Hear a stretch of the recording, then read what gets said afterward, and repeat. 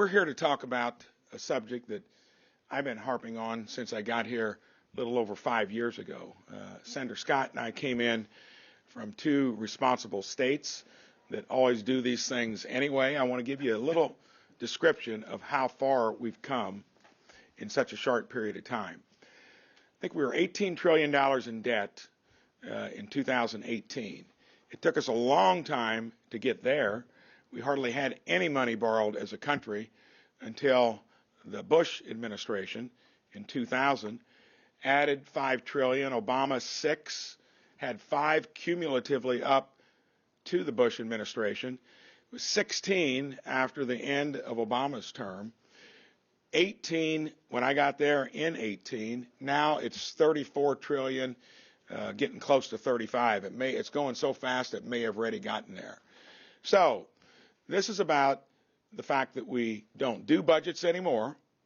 We've gotten real comfortable of whatever your party wants.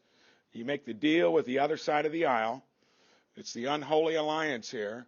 And we merrily go down the road of stacking up now $1 trillion every 6 months.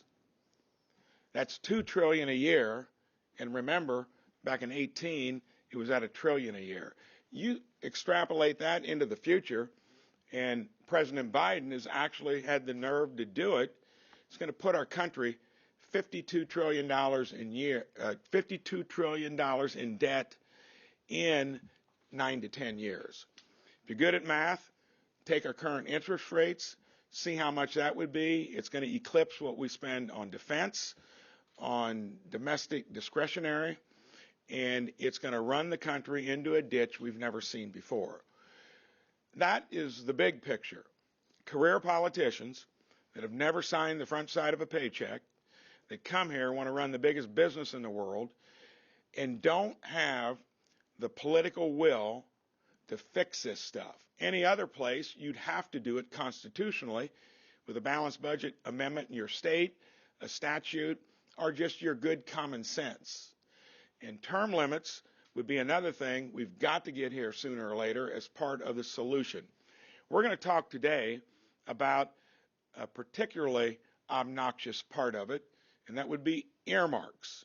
That would be something that we actually had the will to get rid of not too many years ago, crept back up in the House, bipartisan, so it's a bipartisan issue we have, and now in the Senate you can do them if you want to, even though you're technically, as a caucus, against it. These guys are going to talk about some of the most egregious ones.